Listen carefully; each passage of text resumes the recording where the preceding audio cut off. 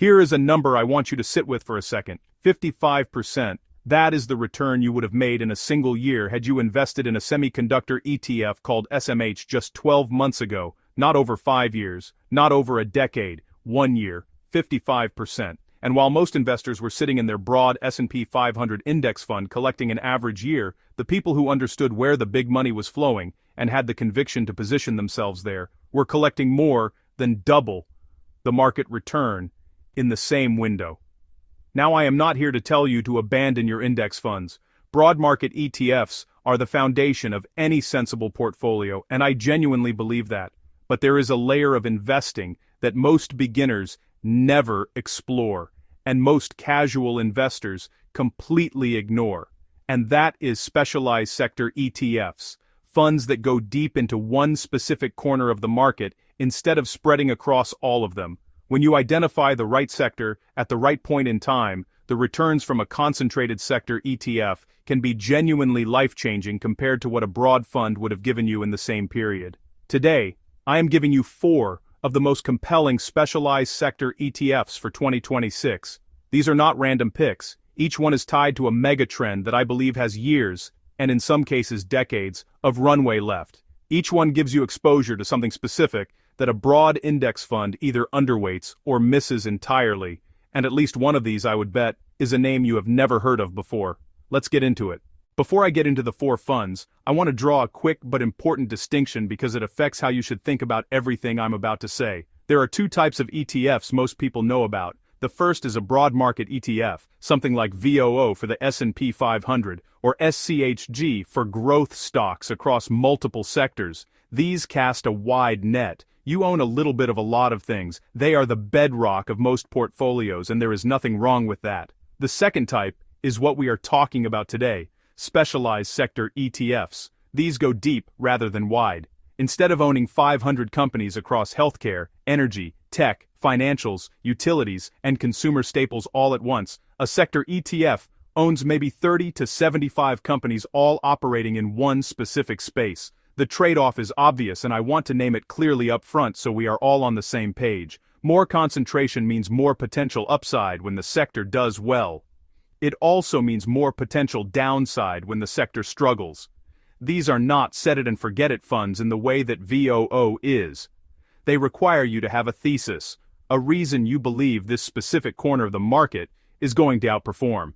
And they require you to understand your own risk tolerance. I would never suggest putting the majority of any portfolio into sector-specific funds.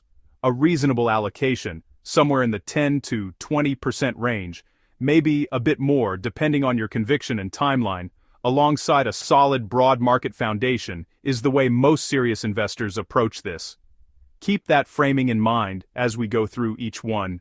Alright, let's get into the funds themselves. The first one is ARKQ, the ARK Autonomous Technology and Robotics ETF. And I want to start here because this is the one with the most interesting story right now, and also the one that requires the most nuance to evaluate properly. First, the basics. ARKQ is an actively managed ETF, meaning there is a team at ARK Invest, led by Cathie Wood, actively deciding what to buy and sell rather than just tracking an index. The fund invests primarily in companies working on robotics, autonomous vehicles, energy storage, 3D printing, space technology, and broader automation and AI-related innovation.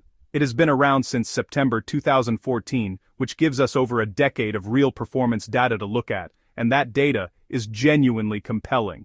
The 10-year annualized return for ARKQ sits at approximately 18% per year, and year-to-date in 2026, ARKQ is up around 25%, significantly ahead of the broader market and meaningfully ahead of VGT, which we will get to shortly. ARK Invest as a whole had an exceptional 2025, with most of their ETFs outpacing the S&P 500 for the full year. That kind of run after a painful 2022 and 2023 period has a lot of investors looking at ARK again, with renewed interest.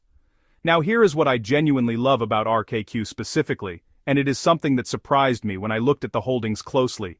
This fund has all the big names you would expect: Nvidia, Google, companies you know well. But none of those household names are in the top 10 holdings. That is actually rare for a technology-focused ETF. Most tech funds are so top-heavy in Apple, Microsoft, and Nvidia that you are essentially just paying a higher fee for a different wrapper around the same dominant names.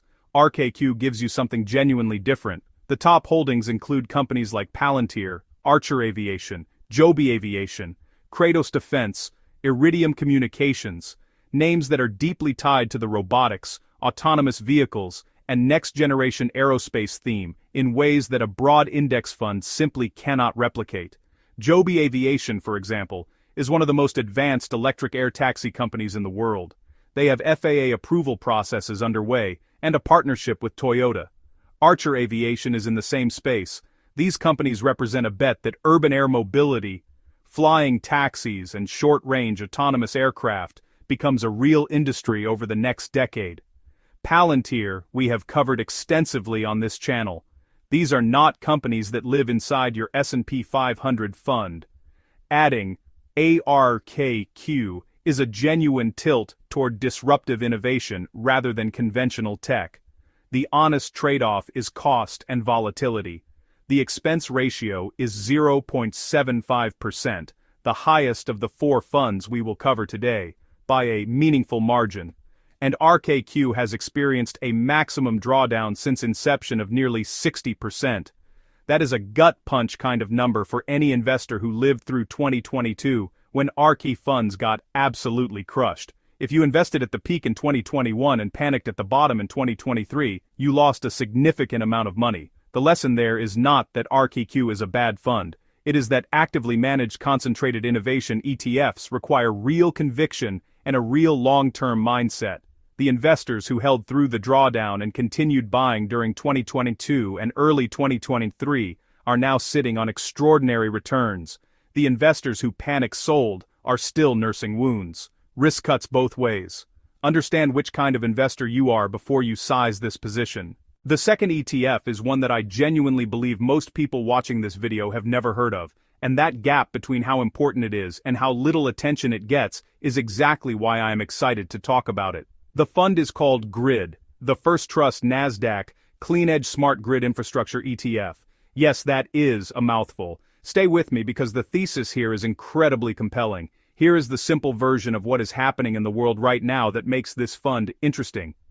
AI is not just a software story. AI is an electricity story. Training a single large language model consumes roughly the same amount of electricity as several hundred average American homes use in a year. Running AI inference at scale, meaning the ongoing queries and tasks that these models perform every second of every day, requires enormous, continuous electricity. Every major tech company is building data centers at a pace that has never been seen before. Microsoft, Amazon, Google, Meta, all of them have announced CapEx spending commitments in the hundreds of billions of dollars specifically for data center infrastructure, and all of those data centers need power, a lot of power. Power that the current grid infrastructure in the United States and globally is not fully equipped to deliver at the required scale. GRID is the ETF that invests in the companies solving that problem, not the AI companies themselves, not the chip makers, the infrastructure layer underneath all of it, the companies building smart grid technology, upgrading power delivery systems, developing energy storage solutions, and modernizing the physical electricity network that everything else runs on. Think about it like this. The gold rush analogy is overused but genuinely applies here. The people who got rich in the California gold rush were often not the miners themselves. They were the people selling the picks, the shovels, the jeans, the food. GRID is the picks and shovels play for the AI energy demand megatrend. The performance data backs up the thesis. Over the last 5 years, GRID has outperformed both the S&P 500 and the utilities sector ETF XLU. Looking at the one-year chart, it is not even close. GRID is winning by a margin that reflects genuine institutional and market recognition of this energy infrastructure demand story. The expense ratio is 0.56%, which is higher than VYM or VGT, but still reasonable for a specialized thematic fund.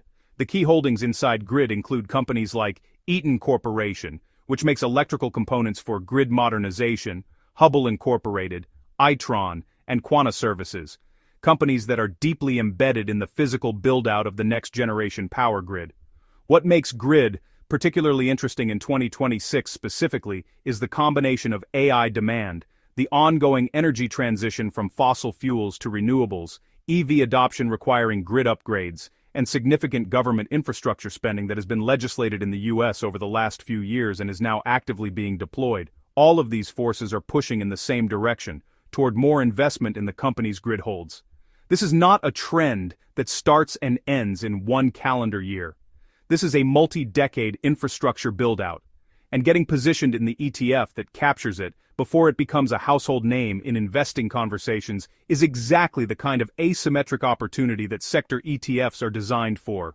The third ETF is the one that most people in the tech investing world already know, and if you have been around this channel for a while, it will not surprise you that it is on this list. It is VGT, the Vanguard Information Technology ETF, and I want to spend real time on this one, because even though it is a well-known name, the depth of what it captures and the consistency of what it has delivered over a decade justifies more than just a mention. Let me ask you a question. Do you think that in 10 years, the world is going to be more technologically advanced, or less? And I mean that sincerely, not rhetorically, because your answer to that question is basically your investment thesis for VGT.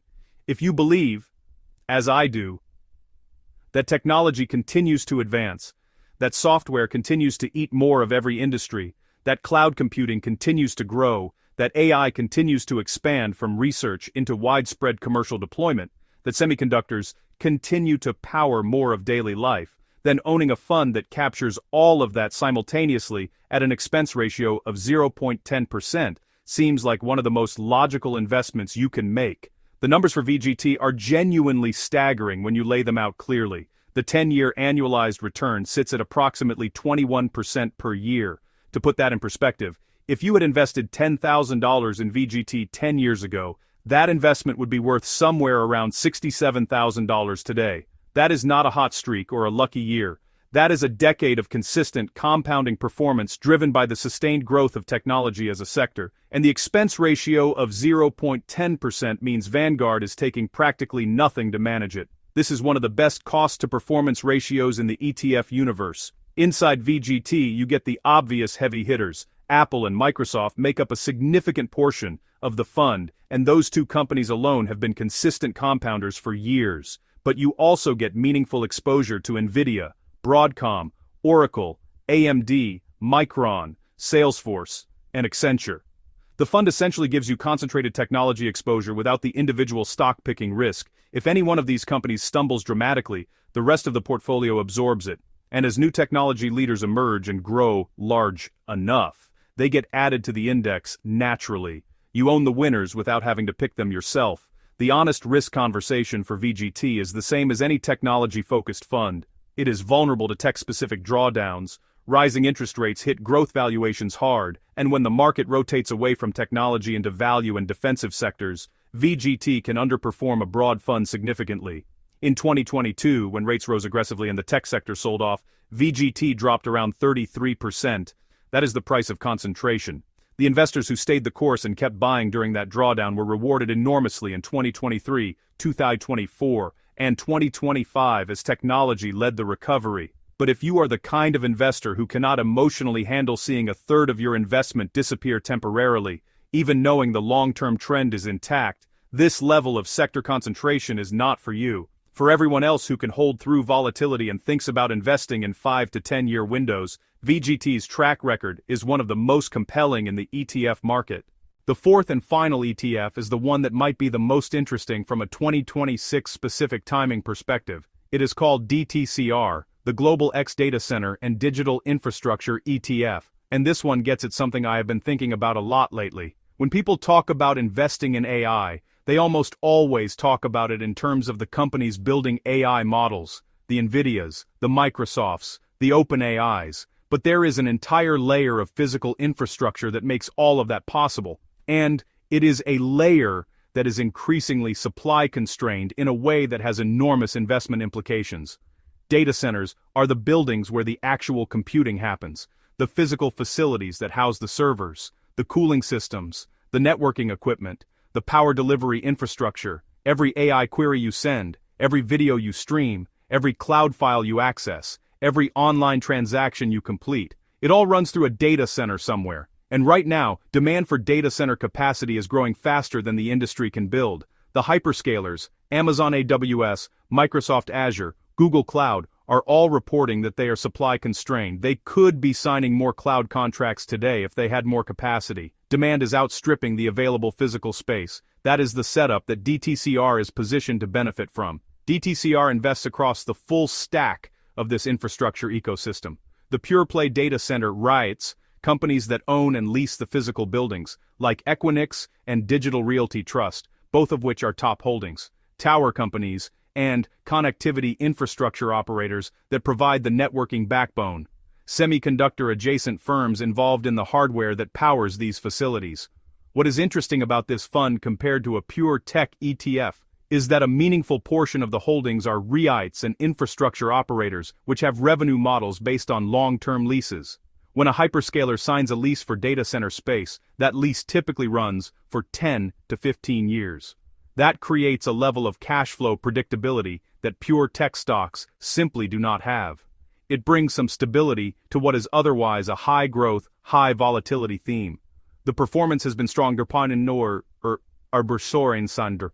Approximately 20% average annual growth over the last 3 years, which reflects the acceleration in data center demand as AI infrastructure spending took off. The expense ratio is 0.50%. Top specific holdings I particularly like are Equinix, the largest data center REIT in the world by market cap, Digital Realty Trust, and Applied Digital, which is a newer, faster-growing data center operator that has been capturing a meaningful share of the AI-specific infrastructure build-out.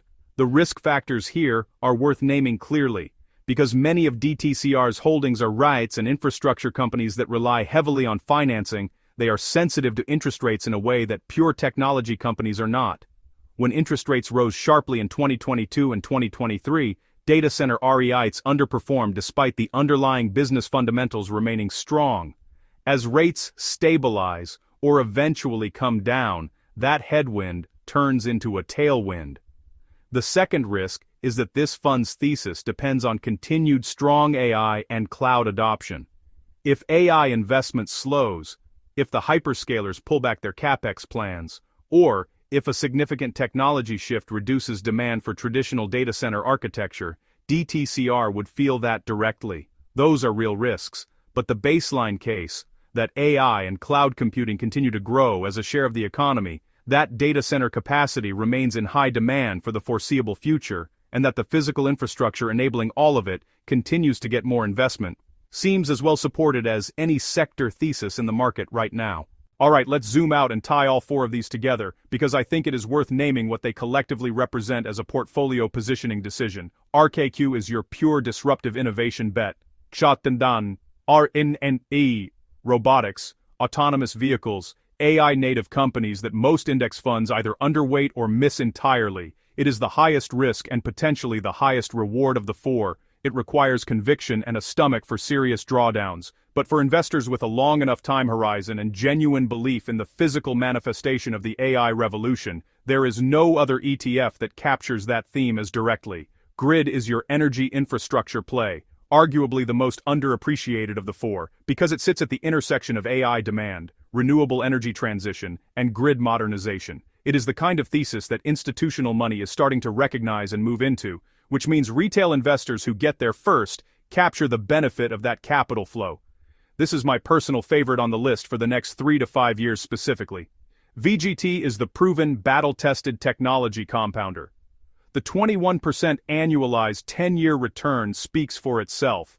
If you want concentrated technology exposure with a genuinely low expense ratio and the confidence of a decade of data behind it, VGT belongs in the conversation for any growth-oriented portfolio. And DTCR is your data center and digital infrastructure play, the picks and shovels of the AI boom, with a rate-style cash flow component that brings some ballast to what is otherwise a high-growth theme. Now, and I cannot stress this enough, none of these four funds should replace your broad market core. They are additions to a foundation, not the foundation itself.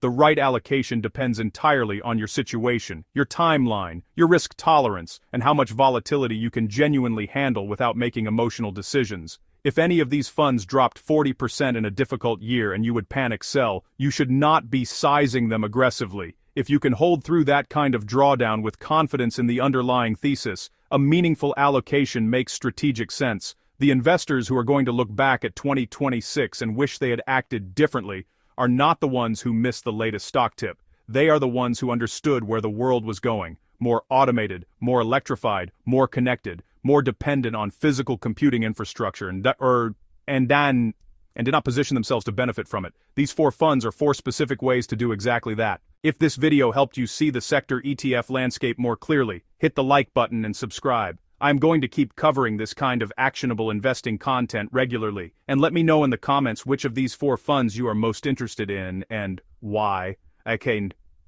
I genuinely read everything. I will see you in the next one.